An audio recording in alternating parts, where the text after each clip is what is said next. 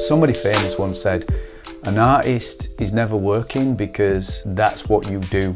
I've realised as I've got a bit older that it's not a job for me to shoot, especially in amazing environments and stuff, you know. I mean, to be able to travel and be flown by charities and NGOs to different parts of the world and be asked to shoot these people and these children that look amazing, whether they're covered in flies on the face or what, to me it's still an amazing image.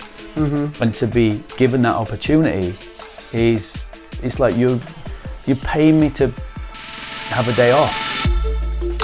Hey everybody, welcome to episode 111 of the Andrew Deitsch podcast. Crazy, that's a cool number, 111. If this is your first time listening or watching, thank you so much. Thanks for checking out the show. I like to say that my guests on this show are very multifaceted. Those are my favorite types of guests that you can't really pinpoint exactly what they do. You know, they do all kinds of stuff. And that is exactly who my guest today is, and that would be Simon Needham. Just on the surface, he's one of the most jaw-dropping commercial and humanitarian photographers that I've ever seen. He's really, really talented at what he does. But to be honest, that's kind of just like a side project for him right now because he also has his fingers in a lot of other things. Right now, he develops luxury real estate in Beverly Hills. But a few years back, he actually sold his design agency that was grossing over $30 million in all different countries all around the world. And that company is called ATTIK. He founded it with a buddy when they were only 18 years old. When he worked with the company, he served as their chief creative officer, and he got to work with some of the biggest brands in the world like Nike, Coca-Cola, the NFL, Toyota. He's even gotten to direct some Super Bowl commercials. I mean, seriously, the credits from this company were absolutely insane. And like I said, eventually he actually sold that company and retired. But now he's able to focus on doing the things he loved, like his photography. And actually, I had the amazing privilege to be able to do a photo shoot with Simon a couple of days before we recorded this episode. And holy shit, I just got back some of the edits from that shoot and I was blown away. I knew I would be. His photography is literally jaw-dropping. If you go on his website, you can see it all. Go check out our Instagrams for sure so you can see some of the photos from that shoot. Seriously, they're absolutely nuts. But on this episode, we talked about growing his old company, working with some of those huge brands, and some of his humanitarian work that he's done. He talked all about going to the Himalayas, and he had some crazy near-death experiences, some of the craziest stories I've ever heard on the podcast. You definitely want to stick around for this one. I could brag about Simon for hours, but I'm going to let you go ahead and meet him. So please welcome Simon Needham. That was really cheesy. Welcome everybody, I'm here with Simon Needham, one of the most amazing photographers I've ever seen, and we had the pleasure of working together just a couple days ago, which is super exciting. That was so much fun as well.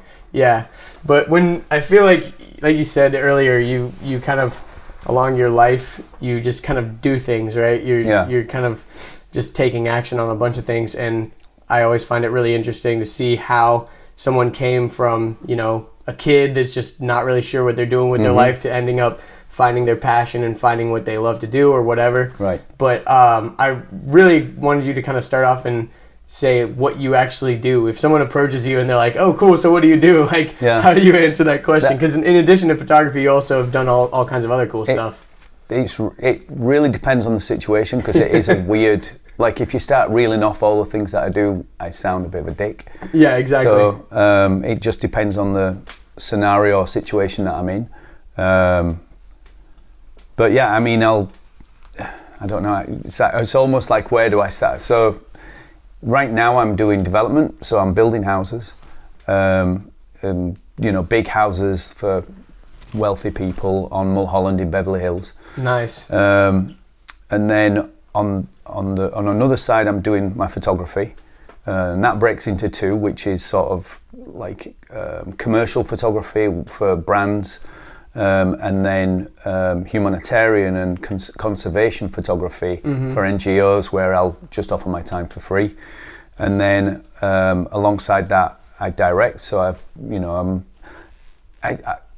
Ideally, I'm directing every couple of months, like what you define as a real commercial or something. But again, that comes and goes. It's difficult, especially in LA. There's a lot of other people doing it. So that's got a bit more challenging recently. You've done some like car commercials, right? Yeah, I did. I actually, probably one of the biggest spots I did was a Super Bowl commercial for Lexus. Oh yeah, that's awesome. Back in the day, yeah. So, I saw it on your website. It's pretty awesome. Yeah, it's pretty badass. They're big. I mean, those things are like $1.5 million budgets and stuff. So it's amazing. You know, you go, exactly. Well, you know, you end up cutting like a 30 or 2 30s or 15 and blah blah. You know, you just break it down into different pieces. But ultimately there was a hell of a lot of post production and effects in it, and you know, we're in huge environments with, you know, maybe 80 production people and stuff like that. And so in those situations, you're sort of sitting there as the director, just sitting in a chair, getting everything's brought to you and so on. And then now I'm back to, but at the same time now, I'm doing shoots with you guys where I'm carting all my own crap around and, you know, and honestly, I'm just as happy, if not happier doing that as I am being like, you know, the guy on a big set sort of thing. So there's the directing, and then the other thing that I've just launched is my first art series, which is an art collection, which literally just launched like last week. So, you know, so far I've already sold a piece, and with the Lions, right? With the Lions, yeah. So that sort of stems out from my humanitarian work, and my goal is to give 50% of any profits that I bring in from that back to the conservation places that I work with, or the humanitarian places that I work with. So for me, again, I'm doing it because I love it. It makes me happy. It's not because I'm trying to get rich from it. I think the construction is what I consider my sort of income, and then my photography and my directing, and I mean, it all makes a bit money here and there, but it's not necessarily. It's a hobby that kind of makes also some money too. Yeah, I mean, I'm a professional photographer, and I'm working for big brands, but at the same time, it's not at the level of money that I'd like to earn. Yeah. You know, so I'm out into bigger things that make bigger money, I suppose, to just compensate for, you know, that allows me to do free work for NGOs and stuff like that. So yeah, I'm a bit all over so how the hell do you say that how to do you somebody? say that? But I think that's the most interesting type of podcast guest. That's kind of why I wanted to have you on, because I knew that you had your fingers in so many like things. And actually, I want to thank Ashlyn Showalter for introducing us, because she was the one that was like introduced us, because of course I saw your pictures that you did with her, and she's like, oh my gosh, Simon's somebody that you definitely need to talk to, because he's like, you know, got so many cool things great. to talk about. I've just remembered, you just reminded me, she sent me an email with a bunch of images she wants me to retouch, and now I've pretty much forgotten, and it was only yesterday. Yeah, and the other thing is, if there's a downside, I'm doing everything I love. I love designing interiors for houses. I mean, the creative aspect of what I do is the reason I'm doing pretty much everything. If you break it down, it's all about the ability to be creative. But I'm doing everything I love at the same time. And the problem with that is it just becomes actually just challenging to be able to do it at a certain level. So yeah, I'm right in the process now of trying to get some sort of consistent help. Yeah. Although I don't necessarily want to grow into a business again like I had before. Yeah, I feel like it's kind of like some athletes. They're such good athletes that they could probably compete at a pro level in any sport or in a few different sports, but they kind of have to choose one. You have to focus a little bit, but at the moment I'm trying to do everything. And touch wood, you know, I'm not, none of it's failing. I could probably put more time and energy into every one of those elements, but you know, my next plan is to sort of bring somebody on board that can take away a lot of the sort of mundane stuff to then enable me to put more energy and time into each direction and add more value where you can. Makes sense. Yeah. So obviously there's probably a lot of people listening to this that are younger, that are, you know, they still don't know what the fuck they're doing with their life. They, you know, maybe they are an aspiring photographer, videographer. There's a kid with a fucking camera, right? How do you get to a point where you know, and obviously it's a long journey, but how do you even get to a point where you're being approached by like big brands or celebrities or whatever? I mean, obviously I think your work kind of speaks for itself now, where, you know, you've got some clout with as far as who you've shot, so people kind of know, you know, okay, oh wow, he shot with this guy, you know, we should approach him or whatever. But, you know, how does that journey even kind of start? It's one of those where you go, well, it all started. It goes back, so we have to go back to when I was a kid. Back to when I was a kid, and I went to art college. And I think this gives more context to the sort of question. Definitely. So I went to art college at 16. I was ejected from art college at 18 because I was a bad influence. Wait, where was this? This is at Batley Art College in West Yorkshire. I had a mohawk, 8 inches tall, shaved sides of my head, all, you know, like real angry child. Yeah. And at 18, myself and my long-term business partner, Jim Somerville, we started our own company doing graphic design. This is before computers. I hate to acknowledge that, but this is before computers. Well, do you know what letter set is? We're doing rub down letters on sheets. So the sheets come as like there's 10 A's, 10 B's, 10 C's, and you make up a word rubbing down each letter. So you don't even. I mean, wait. So you were doing. What was the purpose of doing it? So if I'm doing a headline for a print ad, I had to rub down the words individually. Wow. And then we in '86 we got our first computer, which was a Mac. Fortunately, we moved into the right world. And we were blown away by the fact that we could we could typeset it, you know, like type it, stretch it, put it in a curve, do whatever we wanted, and it'd print out as a piece that we could then do what we wanted with it, as opposed to having to literally draw a circle with a, you know, like a protractor or something. Protractor, and then rub the letters down in a circle and try to get it to line up. If we wanted to do that, you know, and it was impossible to do stretch type unless you hand drew it, right? It was unbelievable. I mean, those days, man. But it was good to go through because you learn things that I think, you know, today you just you don't necessarily have the patience or the appreciation for what you can do now. Anyway, so me and my mate, we started when we were 18, and in the north of England, in his grandma's attic, which is where we created a name called ATTIK. Which was the name of the company, and we were drawing in a tiny little room. I mean, there was only headspace right in the center because we're in a, you know. It's angled up, so you only have room. We literally could just stand this much, and then the drawing board kind of went against the wall. And we were in there. We were knocking on doors. I mean, I was generally doing a lot of the sales, knocking on doors, and literally we'd just go out and find a store and say, "Do you want any leaflets designing?" So it was mostly like printed. Like it was all print, and it was leaflets and. Did you do like logo design or anything? Everything, like that? We'd do anything. I mean, literally, we would do anything that anybody gave us some money for. I mean, our first bill, the invoice, if you like, to our first job ever was £70, which is what, $90. For 2,000 single colour leaflets that we designed, artworked, printed. You know, so the whole thing was a $90 job, and we thought neither of us dare present our invoice to the client because we thought it was so much. Too much. Yeah, it was like they're never going to pay this. And how old were you? 18 or 19? Wow. 18, yeah. And so obviously. So you said you were going to college at 16. Is that is that a common age for college, or did you kind of skip ahead? It is for ill-educated people like me that didn't, you know, that I wasn't necessarily the smartest, you know, the sharpest knife in the drawer, you know. I mean, my skill set was woodwork, cooking, art, you know, anything creative I did really well in.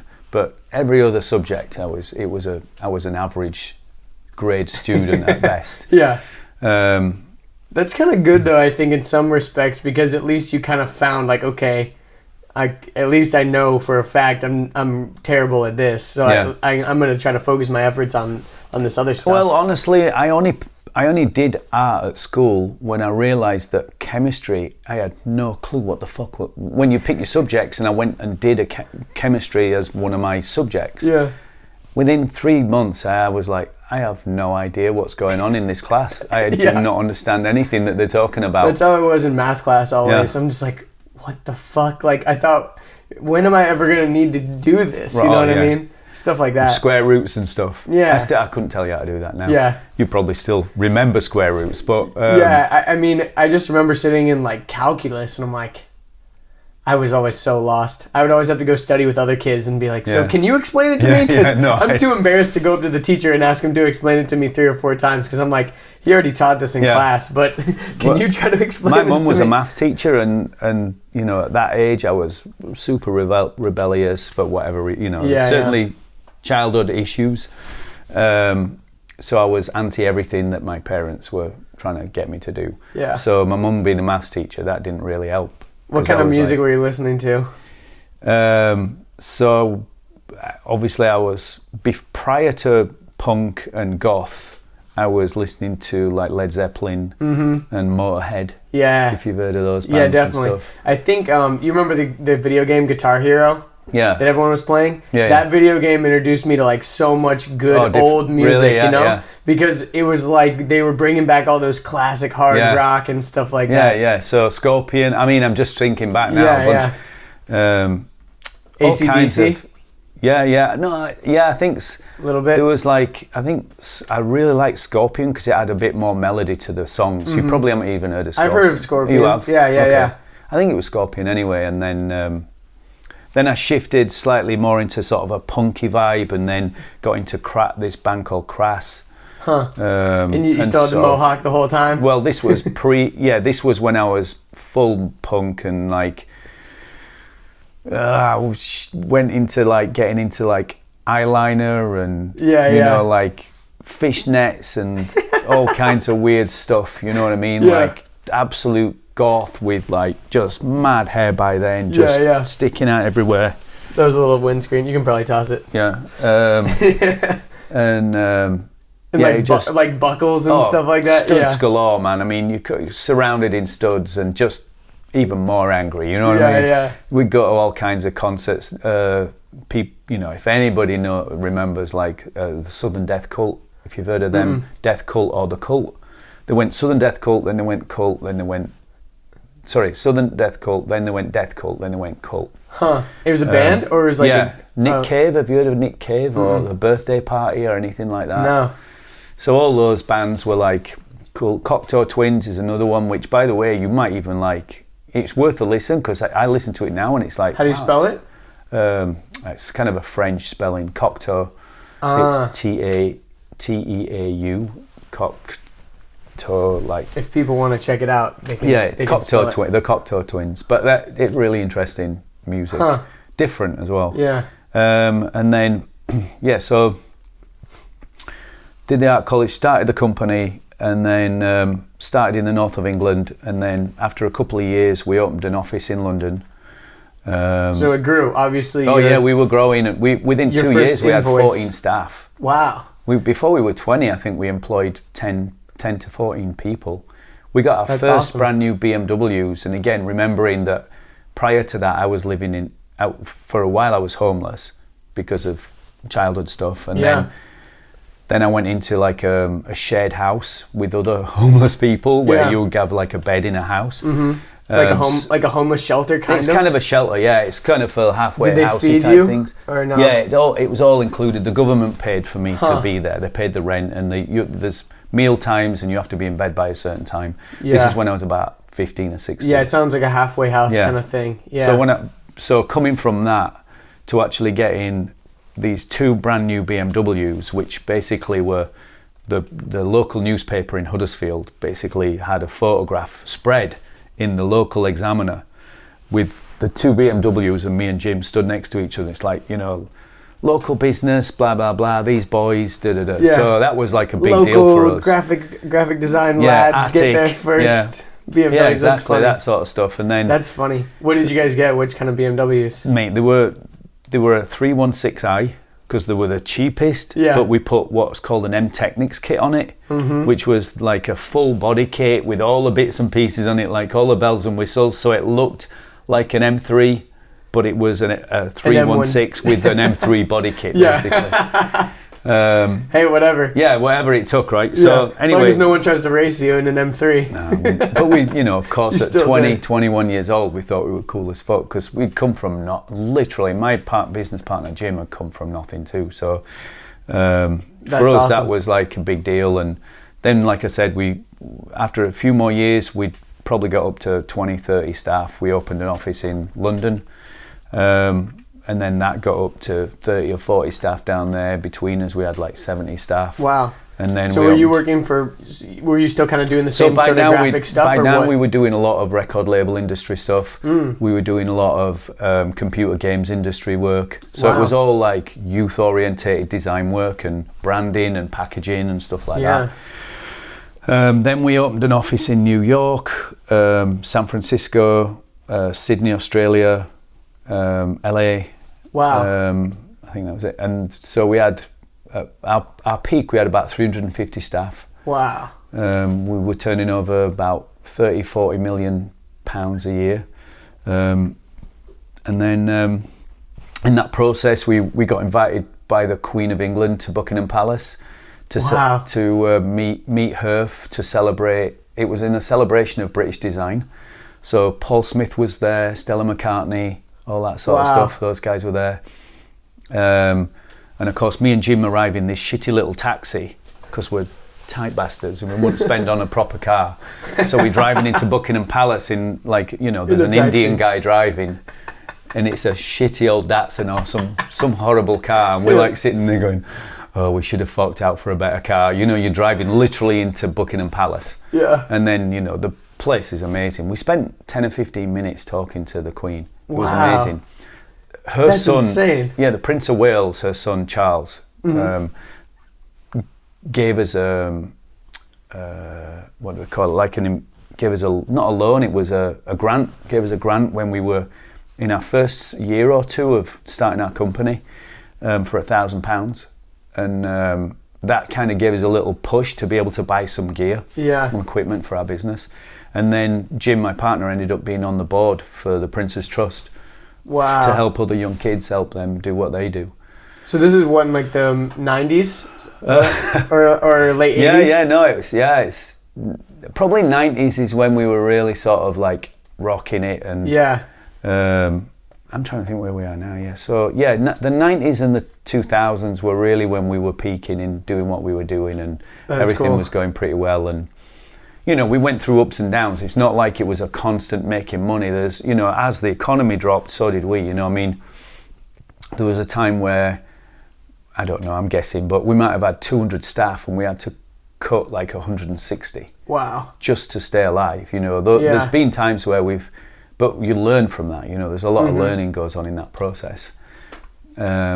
And were you kind of bouncing around between all the offices? You said you opened like 5 or 6 offices. So my job ended up being, I was the exec creative director of the company. So my job was overseeing all the creative projects that were going out. But at the same time, I was doing board meetings too. But one year I did 8 or 9 round the world trips to the different offices, because it was cheaper to get a round the world ticket than it was to go different places. Forth. Yeah, so economy. Yeah. Which, you know, in your sort of, I'm trying to think, in my early 30s maybe it was, you know, you can suck up the pain now, I wouldn't do it, but then you just suck it up. And exactly. And everything was everybody was so on fire, everybody was like excited and buzzed up. And you know, I was living in New York for a while, in Sydney for a while, in San Fran for a while. You know, I've lived in all the different countries that we were in. What was that kind of like for you? Because obviously, you know, I think as a young person, it's exciting to travel and see the world and stuff. Was it kind of crazy? Oh, it was awesome. I mean, when I lived in Sydney, we were working for a lot of Asia. So we'd have like spent 3 weeks in India, meeting agencies in India. We'd spend 3 weeks in Singapore. So we were doing, you know, I saw so much of the world through our business for one reason or another. And more recently, I came to live in LA, and mainly to look after our client, which was Toyota. We were Scion, if you've heard of Scion. We did all their... Yeah, they recently just closed up. Yeah. So we quit that probably 2 years before they closed. Wow.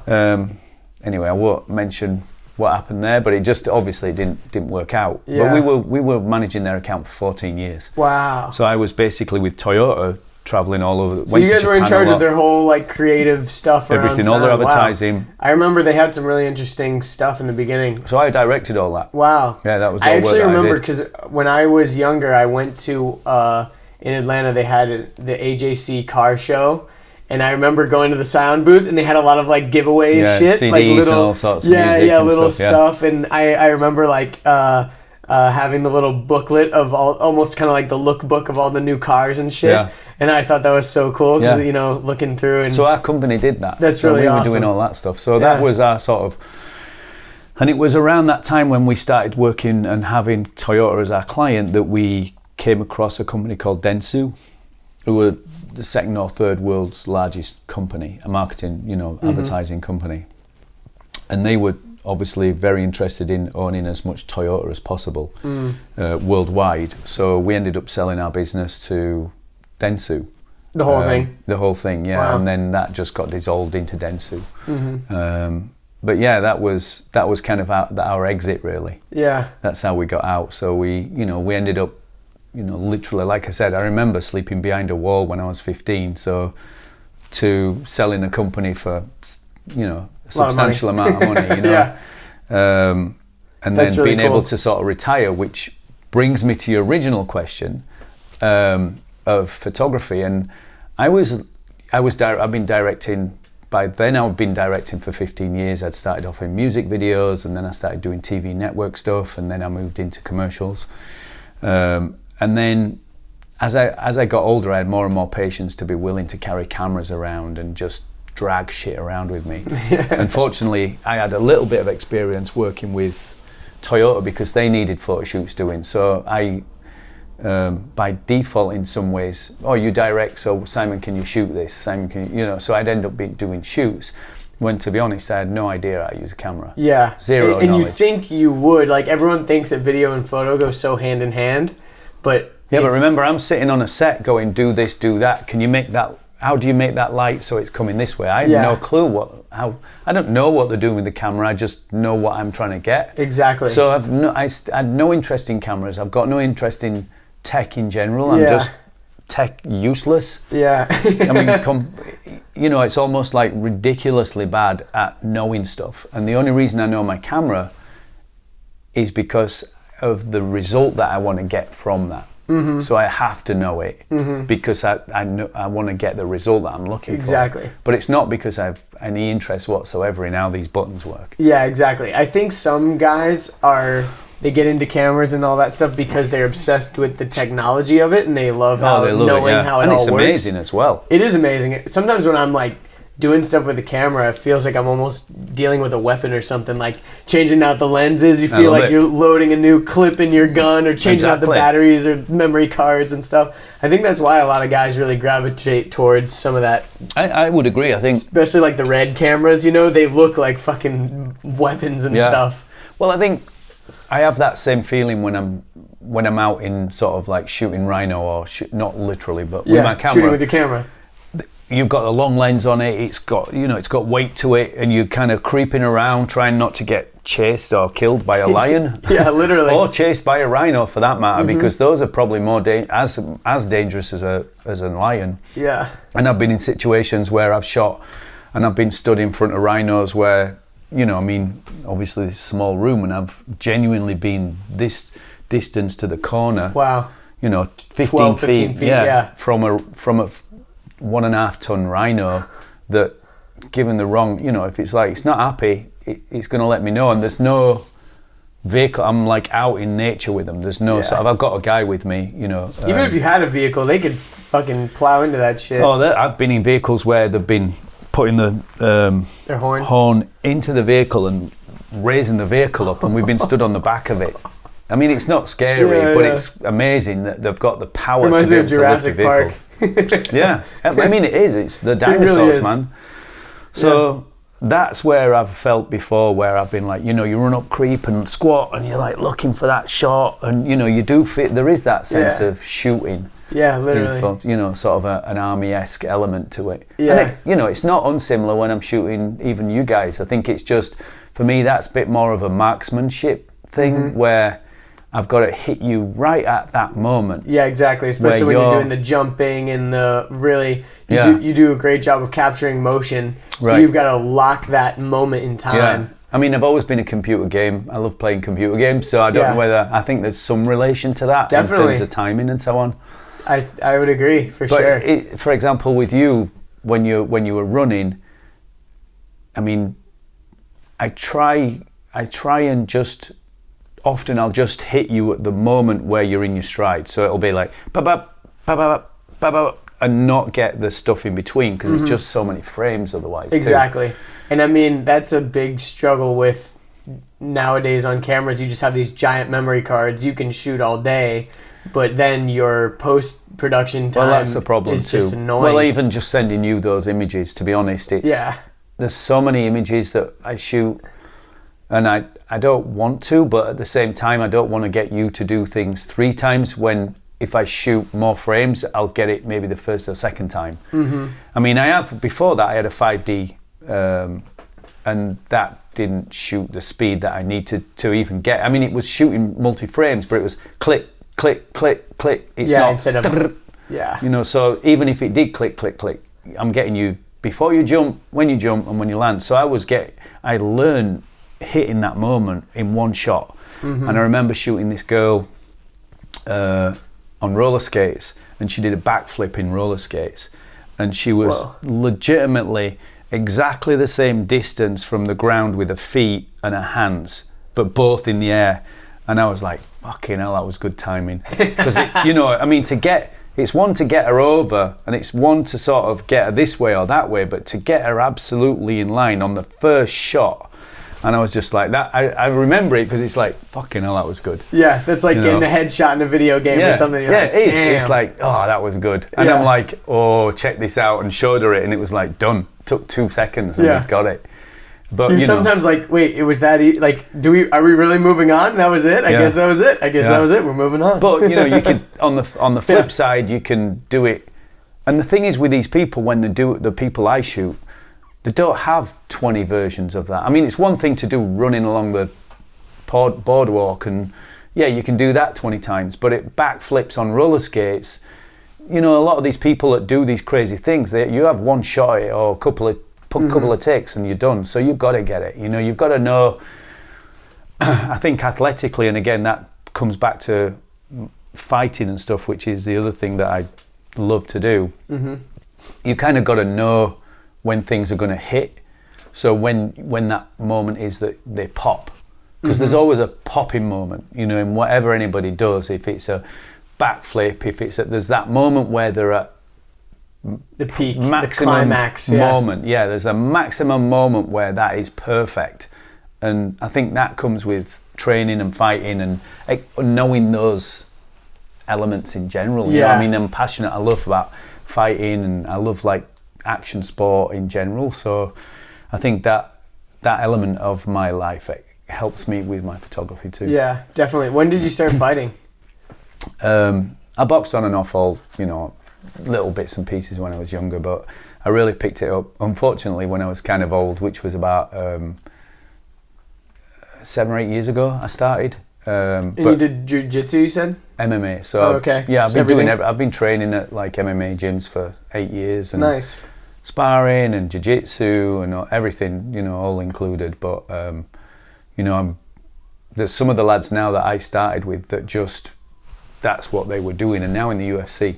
That's awesome. So, and it's awesome because I mean, we were rolling together when they were beginners and I was beginners, and those guys, you know, that their job, because they were so passionate, and of course they're young lads like your age versus my age, could cope with that kind of work, because it beats the living daylights out of your body. You know, you have to be able to recover after stuff like that. So definitely, I've seen you've gotten to shoot some UFC fighters and stuff like that. It's I mean, cool. through the sort of network of people that I train with and stuff like that. I think it helps because I have that, and I also have, like you said, people that have shot, so it's like, oh, his work's all right, so let's get him in, as opposed to just some guy that, you know, there's a little bit of both helps, you know. Yeah, exactly. And I think there's always parallels in like every business, right? Like, you know, if you're dealing with these like big people, like, you know, if you're with your company, if you're working with Toyota and they bring in on a celebrity on set or whatever, you're already used to kind of hanging out with high status people and VIP clients. So when you go to shoot them, you're like already ready for that. Whereas someone who's not really used to seeing high status individuals or VIP people or musicians or whatever on a regular basis, they might kind of freak out or whatever. And to be honest, I freak out more with fighters than probably if I was shooting Brad Pitt. It wouldn't be. I wouldn't be as stressed out as I would shooting like a champion in the UFC. I think I'd be more excited and more nervous about that. That's funny. Yeah, it's probably just because that's your world too. Like I saw. It's the respect, I think. Yeah, definitely. I saw recently you shot with Ninja, right? The Twitch, the Fortnite guy. And I'm sure like tons of kids would be freaking out. You know, and they were. I mean, it's like the people on our shoot. And again, he's a great guy. It's just I'm not a gamer that I've necessarily come across him. But when the word went out that we were shooting this commercial with him, the amount of adults, children that were like begging for autographs and begging for you to get this, that, and the other. It was the guy's the superstar. Yeah, you know? He really is. It's crazy. What was the commercial for that you guys did? It's for a company that manufactures mice. Oh, okay, mouses. It was for Final Mouse. Okay, Final Mouse. Yeah, that's awesome. I thought it was for that, but I wasn't sure because I saw the whole launch thing that they did at the mall and all that stuff. Yeah. How did you see that? Through Chad. He showed me. He showed me all the stuff. Yeah. So Chad introduced me to this. To that thing. Yeah, exactly. I actually had Chad on the podcast like a few months ago, like back in May when I was out here. Brilliant. He's really cool too. He's got all kinds of crazy stories. He's got a little backstory as well, to what he went through and stuff like that. Definitely. Yeah, so that was he's become a little more public with the Final Mouse stuff recently, but before he was kind of like didn't want to say that he was directly related because it was kind of a secret. But I think now it's a little more public. They are all a little secretive in that Final Mouse. There's definitely what do you call it, like a behind the cloak type thing. Yeah, exactly, you know, like the Wizard of Oz. Yeah, there's a little bit of a Wizard of Oz thing going on there. Yeah. And it's great because they've really been strategic and clever about how they built the brand. Yeah. And to be able to sell 50,000 units in an hour or something, which is what they did when they launched, is mind-blowing. You know, on the internet it just blew up for like their website just went crazy for 1 hour and they'd sold everything. Yeah, he said they sold out in like 25 minutes or something crazy. Yeah. So nuts. I love that kind of marketing and that kind of limited quantity type of stuff. It's like Supreme and all those companies that are really limited. Right? Yeah, it's pretty genius actually. Is Supreme? Somebody told me Supreme is it Versace or there's a? They recently did a collaboration with Louis Vuitton. Oh, but I think Louis Vuitton own them though, right? I'm not sure. I think that at some point there was talks that they were buying a large percentage of them or something. I can't remember if it went through or not, but there was a big discussion about it. They could have bought them. I honestly don't remember, but there was a big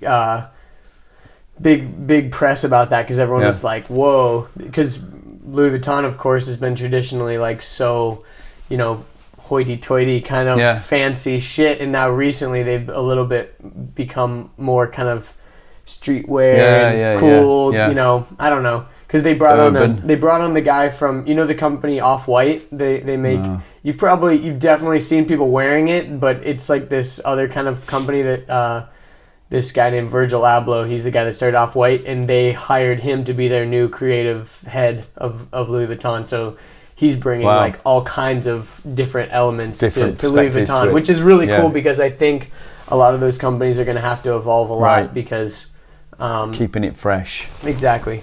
Is that your phone? Yeah, let me just... a lot of buzzing going on. No worries. But yeah, I think... and I think, you know, me and Richard were kind of talking about that with you is, you know, you seem to be, you know, hip with all the, like, latest kind of stuff. Not like, you know, like you said with Ninja, you're like, I don't know him that well. But, you know, you don't seem as old as you are. You know, you seem like you've kept like mentally very young. Like, what do you think contributes to that? Well, I think that mentally, physically, I'm just, I think I've always been mentally that way. I don't aspire to being older. It's not something that I'm chasing. It's old age. Yeah. And I think just the people that I hang out with, the people that I shoot, generally the worlds that I'm in, inherently, you have to sort of stay relevant and stay current. Otherwise, you're going to get left behind. And I think that for a period of time when we sold the company and I retired, for 6 months I was sitting at home, and I swear it was like the worst feeling in the world, because retirement was the top of the mountain for us. Myself and my partner, our goal was to retire. That was the win. Yeah, sell your company, get out and go, do whatever you want. And retiring in your 40s is actually, a pretty cool point to be at. But you don't. But what the mistake we made with that is we didn't think about what do we do when that happens. Because I don't think it was ever, that was our goal, but we didn't necessarily believe it. Yeah. It's like, I will retire, I want to be retired. And so we retired, and then I'm sitting at home after we retired, and I can only go to the gym so much. Yeah. And I was really feeling like the world was turning and I was staying stationary. Because I wasn't connected to anything, and I didn't have any missions in life anymore. Yeah.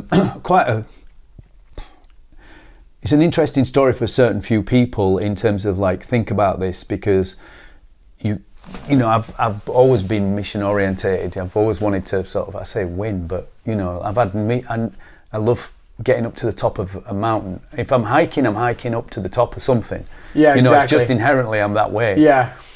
And I think we're not hiking just to go hiking. We got to have a mission. Yeah, there's got to be something. There's got to be a thing where I can check a box. Yeah, I went to the top of that one. Oh, I've done that one. Or I went along there. Or whatever it might be. There has to be it can't just be a wandering along. My girlfriend's not particularly, sometimes it's like, why can't we just walk? Yeah. It's like, for what's what? the point of that? Yeah, exactly. We need to win something. I'm the same way. That's why I hate running sometimes, because I'm like, especially I hate running on a straight path and then going back that same path. Like, if I'm going to run a loop or something, it makes more sense. But I like to, I'm going to make it to the Ralphs or whatever. I've got to make it like somewhere or whatever. Yeah, I have places that like the top of the, down where I live, that we've got hills. So there's like, pretty solid hikes up. But, I run them. I'll run up to the top, and it's basically like, I got to get up there, and I don't put a timer on it per se, but I'll still make sure I'm within a certain time limit, and it's horrible. I don't enjoy one step of it. Hill climbs are really good for you, though. Yeah. I mean, they're better for my knees too. Yeah. Because of the dirt and stuff? Well, no, just like it's coming down that blows my knees out. When I'm coming down, if I run down, it really thumps the joints. Yeah, that makes sense. Because on the way up, you're not pounding your joints. Yeah, you're not pounding. You're kind of popping back up. You're like bouncing off of that. Yeah, that makes sense.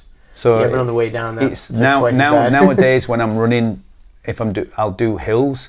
I don't like doing flat, because I don't feel like I'm working as hard, and I like things to be miserable. So I like to go up hills, but then when I come down, I'll walk, and then every 50 meters or so I'll do some sort of an exercise, and it's in places where there is but I like to go in super quiet remote place. I don't like hiking in the popular hikes. So I'll come down, and every 50 meters I'll do 20 push-ups or 20 squats, and the whole way down then I'll be just so then I get like a weight training workout in as well as a running. I'll take my shirt off and I'll use it to put round posts or trees, and then I can do back, just lean back and do the back, all those sorts. I love doing all that stuff. That's I awesome. like inventing workouts, Yeah, I think that's really important too, because sometimes you got to get creative, especially when you're traveling a lot. You got to figure out how you're going to actually work out, because you're not always going to be blessed with the perfect gym at your hotel, or at your where we're staying right now. The gym it's okay, but we've had to like get pretty creative on how we're going to do machine. Certain exercises and stuff. Like, what if we brought the bench over here and then did some sort of weird like cable crossover thing or whatever. Yeah, we've had to get real creative. When I used to work for Toyota, and we'd be in Japan sort of, at least a couple of times a year with Toyota. And of course, with that kind of travel, there's an enormous amount of jet lag. So often I was awake at 3 or 4 o'clock in the morning, and I'd be like, fucking hell, now what am I going to do? And it's like, of course, I got to get a workout in, and this is as awake as I'm going to be, because I know I'm going to be exhausted by lunchtime / middle of the day, and we're working.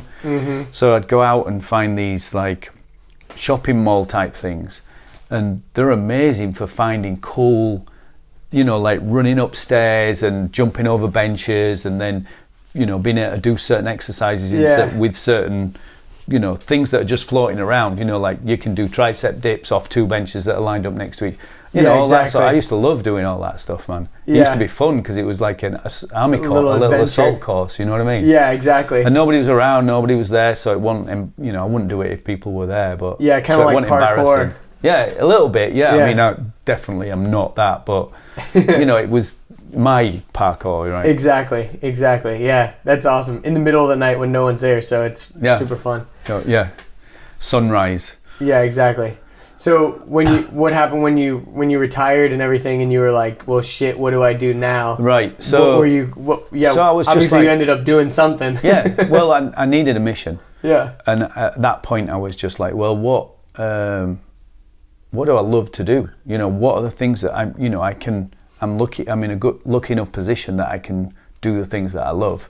But at the same time, my entrepreneurial spirit is we need to make money. Yeah, exactly. So at that point, I started building my first house.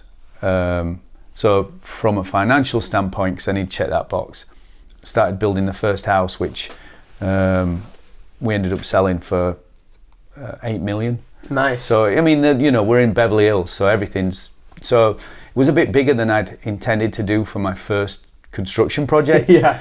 But it, you know, touch wood, it went well, and we did all right out of it and so on. And then, but alongside that, I wanted to sort of like say, well, I love traveling.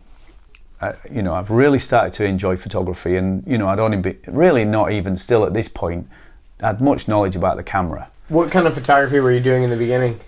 Anything that anybody had let me shoot. I mean, you know, back to somebody wanting to be a photographer, I mean, if I'm honest, I mean, I'd just go around saying to anybody that looked all right, you know what I mean? Like, at the end of the day, when you first start taking pictures, you're just like, oh, you want to shoot somebody that's pretty or good looking. Yeah. And that's a photo, right? Yeah. And that's and just it's kind of easy because they already look good. Yeah. Your picture, you don't necessarily, you know, and then I started to, as I started to improve, I started to realize we needed hair and makeup, and now it's a bit of a pain in the ass because other than paying a hair and makeup artist to come and do it, you either have to have a friend who's willing to just do tests with you all the time, or it becomes a bit of a drama. Mm-hmm. Shooting guys was a bit easier because they didn't really need hair and makeup. And at the same time, I started to realize that when I was shooting people, I quite enjoyed, I think accidentally, but just started to enjoy getting people in that moment, you know, that exciting, dynamic moment that sort of made me amazed. You know, even the wheelchair shot. Yeah. You know, when you look at it, he's off the ground like 8 inches or something, and it's just like, how the fuck has he got up there? Yeah. And it's just, to me, that moment is, when we watched it, it was nothing, right? It was just like, yeah, didn't look like anything. But when you have a moment to pause and look at that shot, you're like, fuck, that looks amazing. Yeah. Relatively, you know? Exactly. Same thing with like slow motion. Like slow motion makes everything look cinematic awesome, and epic. Yeah. It looks awesome. It's exactly the same as slow motion. So I started to realize that I really enjoyed, and especially being in the fight world and watching these guys. So one of my first like action shots was a shoot with my guys that I trained with down at the gym in Hawthorne, and they were doing Superman punches and spinning kicks and all that sort of stuff, and the shots that I got looked actually pretty bloody good, you know. I was like, wow, these look pretty cool. And it was then that I really started to realize that I really enjoy that, capturing that moment of action, you know what I mean? That sort of peak of the end of a kick, right at the end of his throwing a kick, you know, where he's fully stretched out or whatever. So yeah.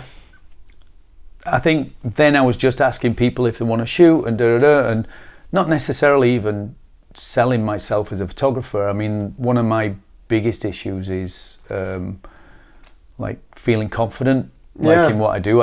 I've never felt good enough. Yeah. I mean, that, again, childhood problems. Yeah, I've heard of, recently I've used this phrase a lot. It's called imposter syndrome, where you always think that you're like an imposter. Like you're always thinking that you're going to get found out. You're not as good as everyone thinks you are or whatever. Yeah. I'm totally like that as well. Yeah, so I've natural, had that issue ever since I was a little kid, that I'm not good enough. And I was told I wasn't good enough, consistently.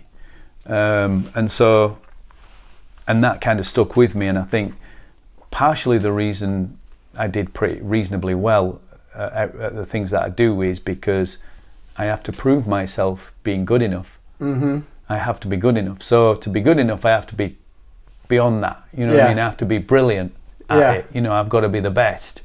And it's obviously caused me negative issues because of that, but also some positive, you know, in terms of being successful. I think I'm a bit more balanced now, and I've worked a lot at that stuff. But I don't. No, everything isn't life and death anymore, but you know, I still want to do the best, and I still want to like impress people. Exactly. You know, I want them to be happy about what I'm doing. Exactly. I want you to enjoy what I'm doing and think that I'm good enough.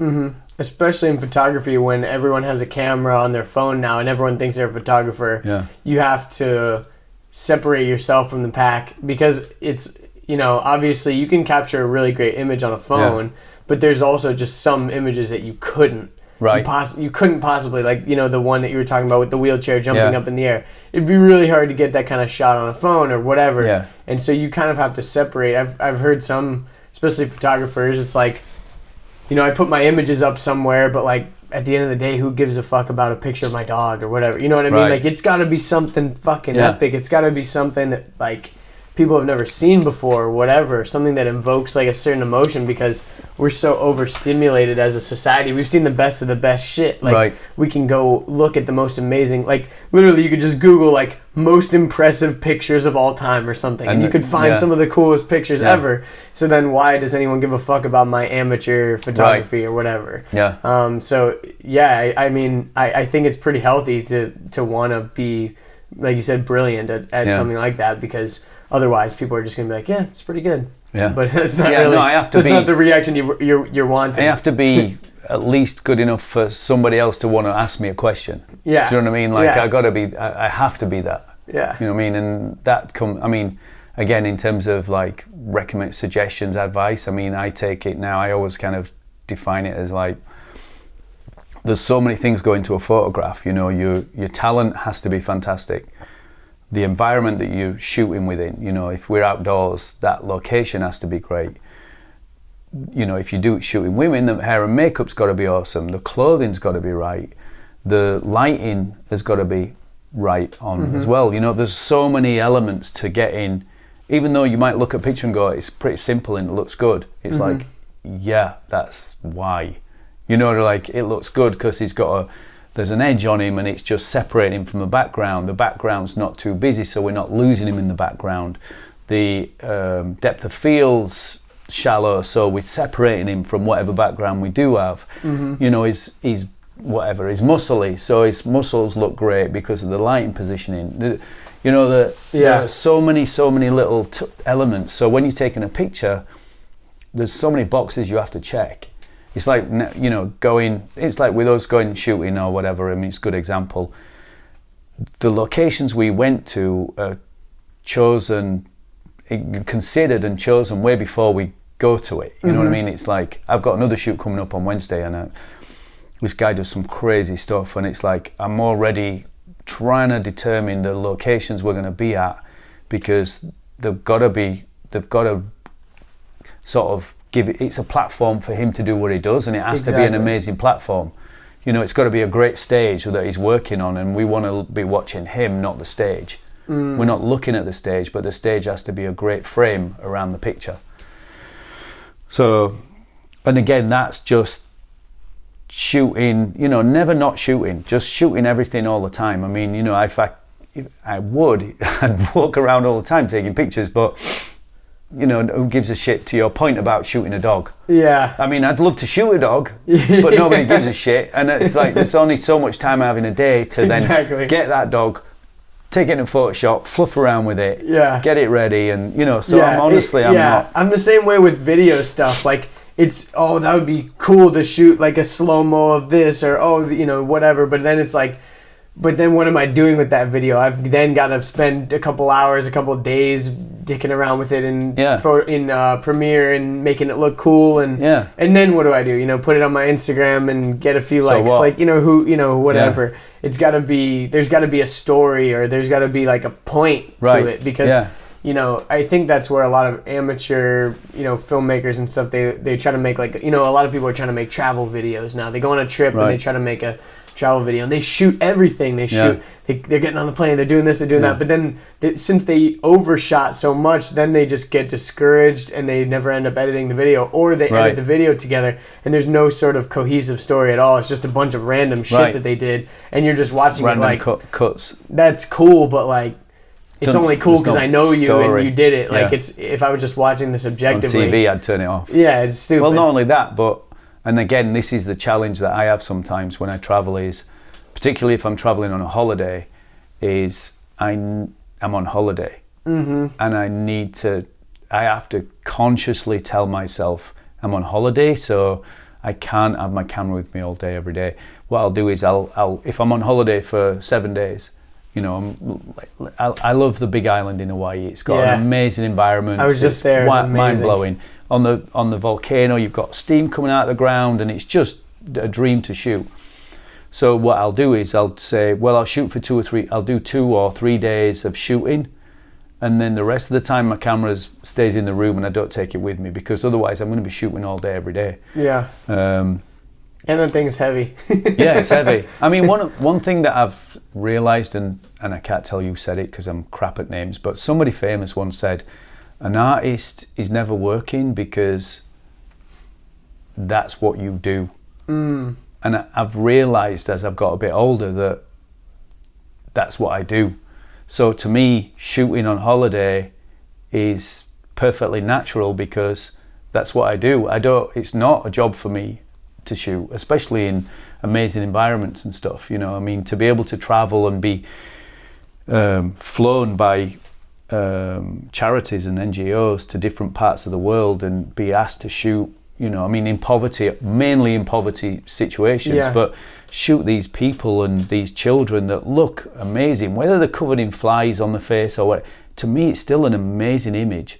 And to be given that opportunity it's like you're paying me to have a day off. Yeah. You know, or you're encouraging me to have a day off. It's still work, you know, at the end of the day, I'm sure you're exhausted and stuff. Work. But mate, those travel jobs are like, I've just 2 months ago I just got back from the Himalayas, and we did a 151-mile trek in the Himalayas, which is just, it was horrific. I mean, what was the goal of the trip? So I was working for a charity called One Heart Worldwide, and they do a lot. They basically invest money in what they call birthing centres, which are for the villages where women can go and give birth in a clean environment with some degree of medical supervision. Again, I won't get into babies and birthing, but it's amazing how easy it is for a birth to go wrong, and how devastating it is where women die, children die. I mean, it's unbelievable. Some of the stuff that a woman can happen to her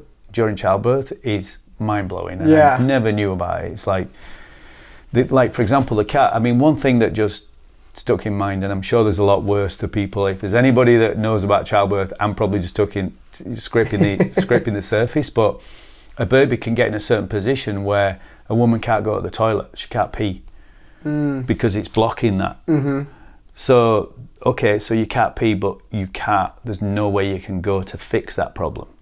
So you can't drink, or if you do, your bladder gets bigger and bigger until it bursts. Until it explodes, So, it's like water toxicity. Like everyone thinks, oh, drink as much water as possible, but you can die from having too much, and if you can't pee, you can't get rid of it. Imagine like your stomach or whatever, your bladder getting to a point where it explodes inside you. Wow.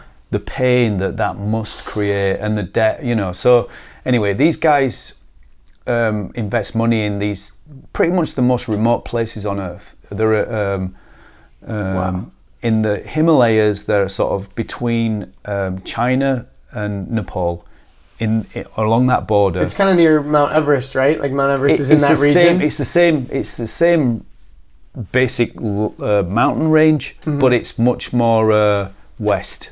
Okay. So what's the climate like in the areas that you were in? We went through every climate. We went through everything from jungle, kind of jungly stuff, all the way through to, on the tops, we went over two 18,000 foot peaks. Wow. And, so snowing and all that and it's like there's snow and there's just no vegetation at all. There's nothing. Wow. It's just like being on the moon. It's just rocks. I mean, and honestly, it wasn't that pretty. I mean, you go to like, not Sequoia, what's that other mountain? There's, I can't remember, but you've heard of Sequoia, and there's there's a huge mountain sort of valley up that way, I can't remember the name of it, but you go there and it's absolutely stunningly beautiful. And you're thinking, I'm going to be going up in the Himalayas, it's going to be mind-blowing views, and it's like, it wasn't that. Yeah. I mean, as much as I want to say it was amazing, and some people are going to say it's amazing just because they go, I'm like, I've seen better. You know what I mean? And it's like, fucking hell, I'm 18,000 feet up, and it's just like, nah, it's all right. Yeah, like I've seen better views out of a plane. Yeah, definitely seen better views. I mean, I saw better views flying to the Himalayas on this tiny little pissy plane that we were on to get there. They were amazing views. But yeah, so went through every environment, and honestly, it was probably the toughest thing I've ever done in my life. I mean, we were doing it for almost two and a half weeks. The whole trip was about a month to fly to Nepal, and then we were stuck in a hotel in a really small city in Nepal for 4 days because we couldn't fly out because the weather was so bad in the Himalayas. Wow. It was like one of those TV shows, you're just watching it, and then hiking it's like you're walking on every kind of animal shit, human shit on the trail, because the trails that go between villages up there's one trail and it's rubble. It's not smooth paths. It's not like when we hike here in the US and it's all trails. This is just the forestry service and shit is like making a path. It's not just like that. Rocks. You're just walking over rubble and rocks, and some parts are smooth, but everything's covered in shit because all the animals get taken from this village to that village. All the trade happens on that one single little path. Humans have to stop and go to the toilet, and again, it's not anything other than nobody knows any better. It's what we do. They've been doing it for thousands of years. We just drop and squat right here, and it's like, so you have no idea what you're treading in. It's actually kind of surprising the least amount of, or the lack of amount of times that we actually interact with human shit on a daily basis. Right. Because everyone has to shit, but yet we've figured out a system where you only go in these certain places. I mean, it's amazing that we figured that out, but like you see shit on the street from like a homeless person and you're like, oh my God. What the fuck? What kind of barbaric society are we living in? There's human shit on the ground, but it's actually kind of crazy because it's almost surprising that we don't encounter human shit more often. Well, that and dead animals, dead bodies, stuff. Again, being on some of the journeys I've done, I've seen dead bodies just laying on the street. Wow. I've seen, like cows. Oh man, this one time I was driving through Bolivia, and we were driving. We'd been driving 5 hours on these dirt roads in Bolivia. Bolivia, by the way, is just a frigging set of mountains. It seems like there's nothing flat.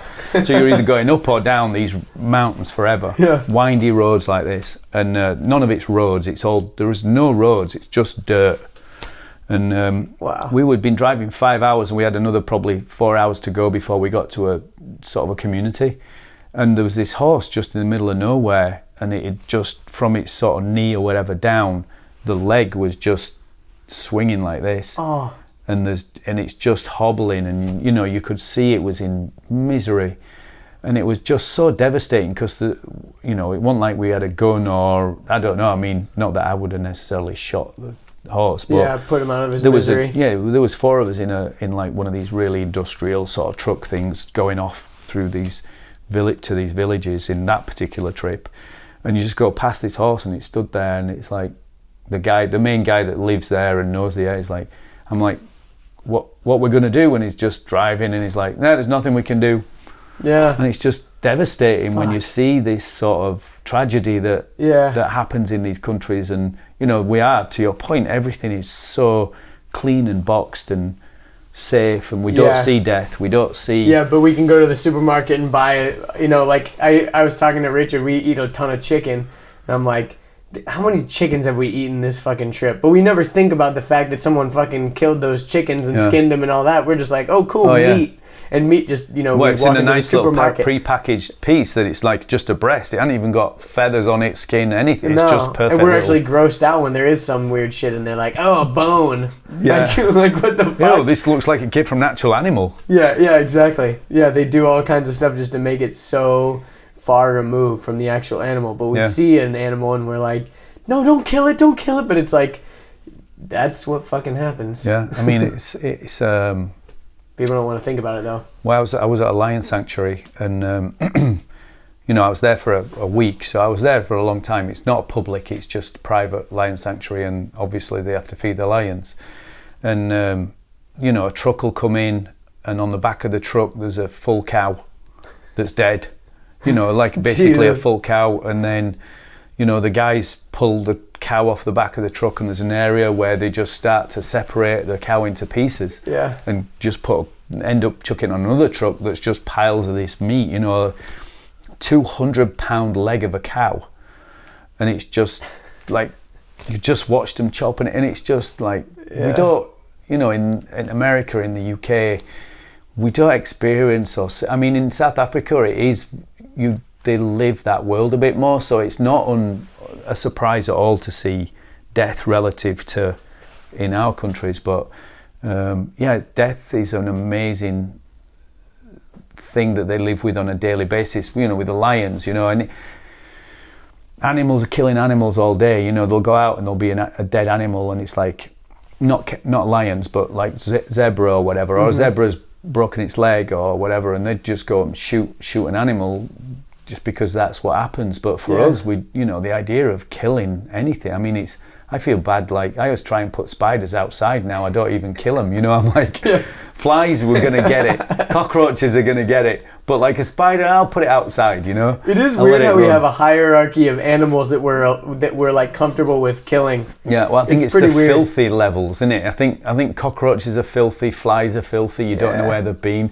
I feel like spiders don't go and walk on shit and eat shit. You know what I mean? Whereas spiders, cockroaches, flies, they're like the ones that are dirty. Yeah, it's true. Yeah, it's the very ones true. that sort of like carry disease that we're less respectful of.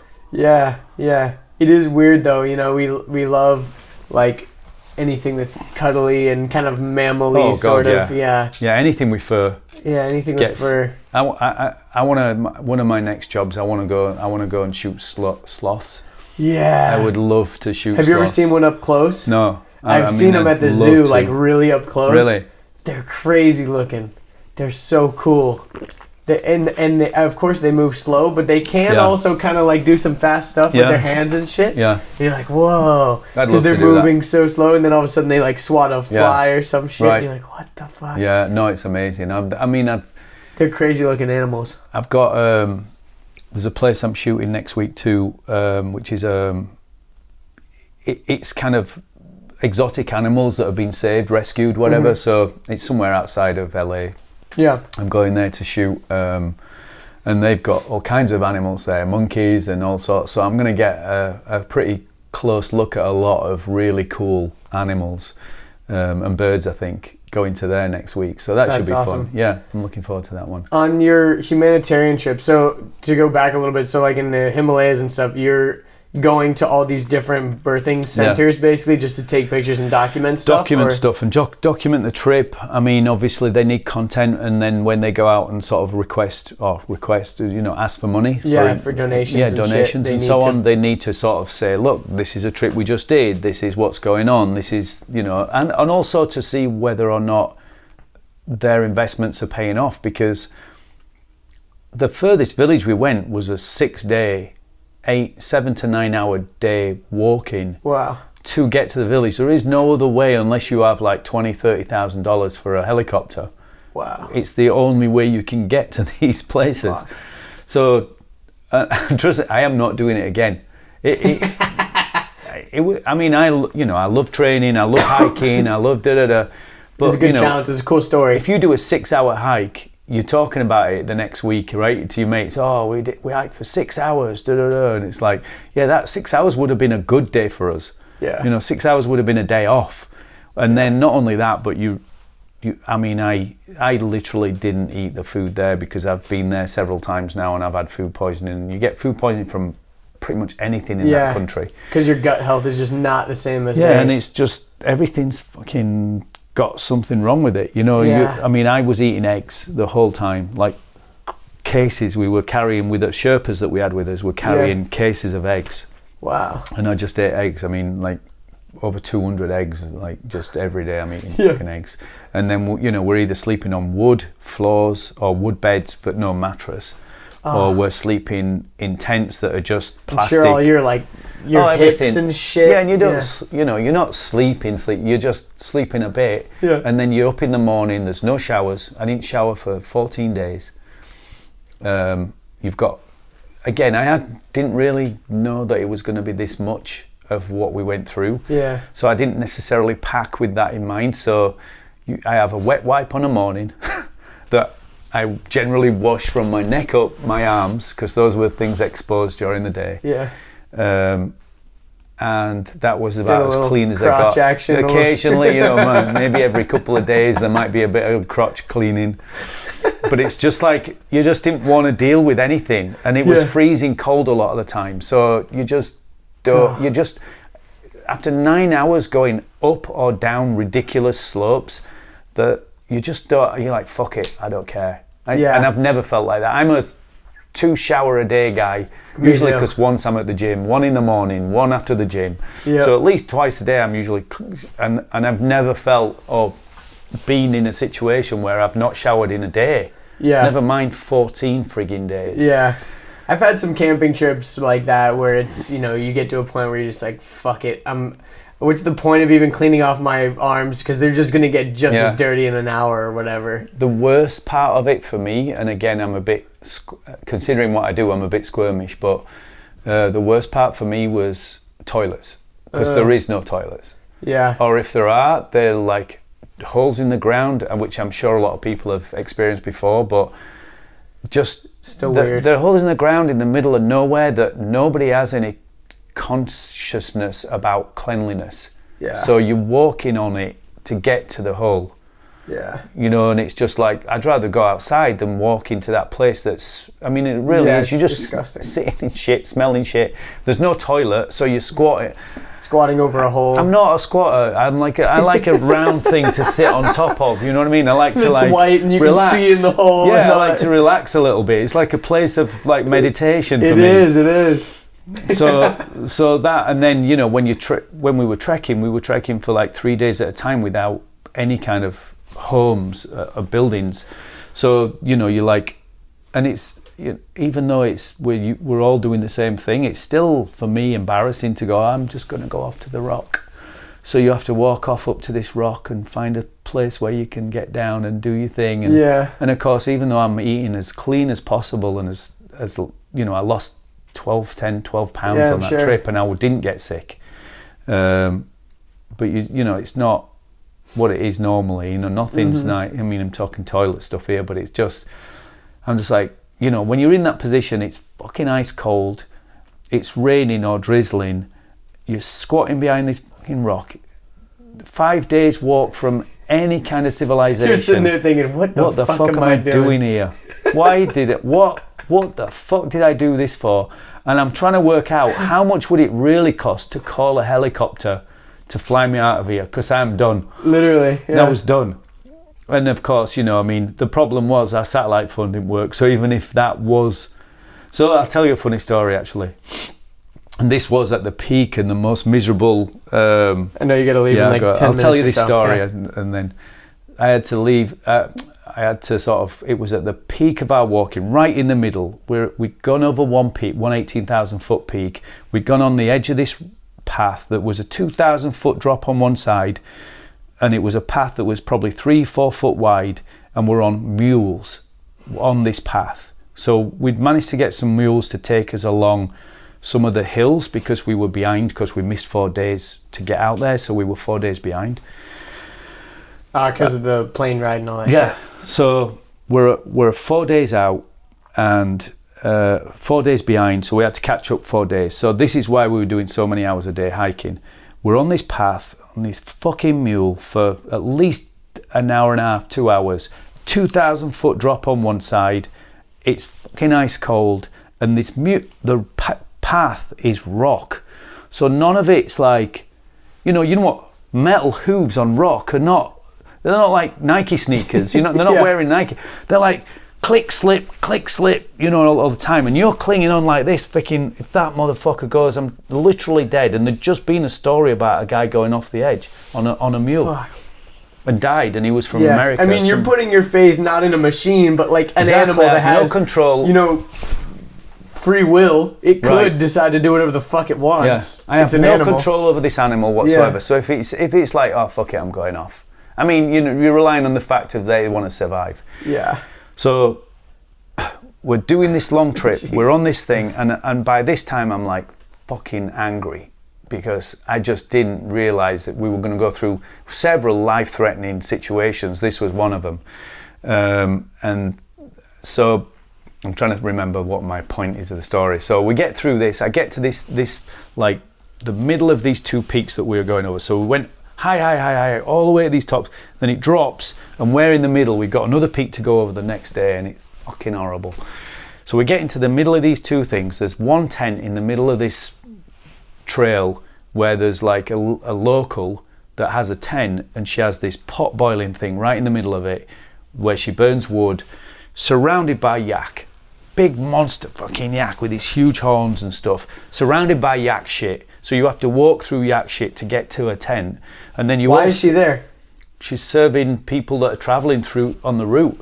So that's just what she does. Serves food or sleep, or people pay to sleep in that tent. It's a tent like probably about a couple more feet square, bigger than this, or about this size, a little bit bigger. So she just lives out there and just relies on people hiking. And she does yak stuff. She looks after yak. She does yak stuff. She walks them out, brings them back every day. Walks them out, brings them back. I don't know exactly what. Feeds them, comes back. Does she eat them? Milks them. The kids, she's milking them, killing them. I don't know. I mean, it's like, and then she's getting all the food after milking these yaks. That's a badass chick right and chopping food for you to eat. And I'm like, no, thank you. I don't want that food. Wow. So anyway, by this time we're sitting in this tent. There's an opening here. All I can see is fucking yaks walking past, and just shit everywhere. Like, just thick. No gaps, just a shit. You're sitting in this tent, and I'm like, fucking exhausted. I've just been through a life-threatening situation for like 2 hours. Got off this stupid mule, sitting there. My body is on fire with pain from just all the different situations we've been in that day. My knees are about to explode, and they're like, yeah. So the sleeping situation's not so good, and it's freezing cold and it's drizzling. It's really wet, cold, miserable weather, and they're like, yeah, situation's not so good. Do you want to sleep in your tent? Which I knew was going to be ice cold because there's no warmth. And this sleeping bag that they gave me is this long pointy tube. So at the bottom, your feet you can't open your legs, you can't bend your knees, you can't. It's one of those mummy ones, yeah. Yeah, and I fucking hated that, and I didn't even know that was a thing. And I'm not a camper, so I'm like angry, and I'm just like, you can either sleep in this big tent and everybody's sleeping in there, so you're kind of having to sleep next to everybody and everybody's going to be awake, asleep, farting, not farting, whatever, or we can put you in your tent privately outside. And I'm a bit of a fucking drama queen. At this point I realised I'm actually a drama queen, and they were probably like, nobody's happy, everybody's fucking miserable, but I'm just a bit more like, I wasn't, my expectations weren't managed before I went. So I wasn't expecting this. So as it got worse and worse and worse, I wasn't expecting it to get, I thought it's going to be hard, and going to Nepal generally and doing some of the stuff I've done is hard. This was a different level of unbelievable misery. Yeah. And I'm like, so I ended up going, fuck it, I'm sleeping in my tent. They go, okay, but I want my tent inside that tent. And they're like, okay, and they put my tent up inside this big tent. So I had some privacy inside this tent. So everybody's in this tent sleeping, and I sometimes forget about this. Everybody gets into the tent, and my tent's in the tent, and I'm inside my tent listening to everybody else outside, still fucking angry, but actually having got my own tent put up inside a tent. And I'm sure everybody, especially the fucking Sherpas, must have been, what a fucking dick. What an absolute arsehole. That's so snotty that he has to have his own tent inside our tent. And I've probably taken up tons of room that kind of made them like give them less room, and I just ended up sleeping in there. And I just remember at that point, that was when I was thinking I had to go behind a rock to the bathroom, and that was I was thinking at that point is just like, fucking hell, how much is it for a helicopter right now? Because I'm done. I just want to go home. I've reached this is taken me past. I've never got to my limit kind of thing. Yeah. Sometimes it's completely different, but sometimes when you're doing sparring rounds, you know, you're gassed, the last round you just can't, you've got nothing left. Yeah. But this was just another level of just sheer doneness. I didn't think my body would be able to move the next day, and I just... And this was like pretty recently, sleep. Right? Yeah, this was in November, I think. Wow. November of this year, yeah. Last year, rather. So that's a pretty epic story. Yeah. Glad you got out of there. Glad you're alive. Yeah, oh, me too. I didn't know whether I would be, but I'm glad I'm out of it. But fuck, what a nightmare. That's awesome, man. Well, dude, I know you got to get out of here. Thanks for doing this. This is really fun. You had some really cool stories. Is there any other... Obviously, people can follow you. Where can everybody find you? So, Instagram is Simon Needham Photography. My travel Instagram is human.kind.photography. And then my website is simonneedham.com. Nice. And I'll make sure to link everything down below if people want to find it. But, dude, thanks again for doing it. And no worries. We'll see you later, everybody. Thank you. Boom. There you have it, folks. Thank you guys so much again for listening to this episode. I hope you enjoyed it. Make sure you go follow Simon on social media. Honestly, his pages are absolutely insane. Every time one of his pictures pops up in my feed, I'm like, holy shit, how did he pull that off? He always does it. He always does it again. And also make sure you go to my Instagram to see some of the pictures from the shoot that I did with Simon recently. They're pretty badass. All right, so if you enjoyed this episode, I have a very good feeling that you would also like to go back and listen to episode 107 with Randall Blizzard. And Randall is the CEO and founder of RCR Video, and they are a video production company in Atlanta. We talked all about working with big brands, what to charge as a creator. It was a really awesome episode. I think if you enjoyed this episode with Simon, you would really like that episode. Again, that was episode 107. Another episode that I think you would enjoy is episode 86 with Andy Ree. Andy's been practicing law for about 25 years, and he represents a lot of athletes, including the Pittsburgh Steelers' former Super Bowl MVP, Hines Ward. And during that conversation, we talked all about what it's like growing up with parents that were Korean immigrants, working with Hines Ward and other big names, and really just how he got his start. And it was an awesome episode. Probably one of the most underrated episodes that I have. A lot of people listen to that one and they say it's one of their favorite ones, even though not that many people I feel like listen to it in comparison to some of the other ones. So definitely go check it out. That was an awesome episode, episode 86 with Andy Ree. All right, coming up next, we have episode 112 with former professional MMA fighter and founder of Smash Global, Steve Orozco. I met Steve on my recent trip to LA. He was actually living in the same complex that our Airbnb was at, or he does live there. And Steve is the founder of Smash Global, which is a fight production company that creates black tie events around fighting. And typically, UFC fights, MMA fights, they kind of attract that blue collar, like NASCAR kind of crowd. And basically, Steve is flipping that on its head, and he's combining the luxury and opulence of a boxing match, the excitement of MMA fighting, and the extravagance of a black tie gala. And he rolls that all into these crazy, awesome, super exclusive VIP MMA fights. And he actually used to work on Wall Street, so we talked a lot about that. We We talked about the fight that kind of ended his professional MMA career, and we talked about why that kind of snowballed into what he's doing with Smash Global. It was an awesome conversation. Steve is super influential. He knows tons and tons of crazy celebrities and stuff that have come to his events. So you definitely don't want to miss that episode. It's coming up soon, coming out next week. Episode 112 with Steve Orozco. That's pretty much it, guys. Thank you so much for listening to the podcast. If you want to support the podcast, one of the best ways you can do that is while you're listening, take a screenshot of this episode and post it to your Instagram story.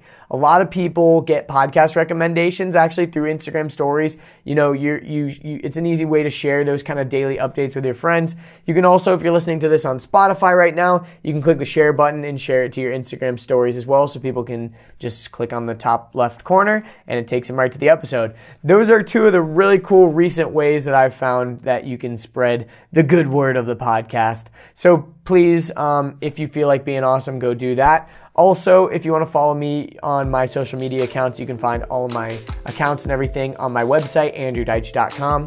But that's pretty much it. Thank you guys so much for listening, and I will see you in the next one. So we're driving into Buckingham Palace in, like, you know, there's an Indian guy driving. It's a shitty old Datsun or some horrible car, and we're like sitting there going, oh, we should have forked out for a better car. You know,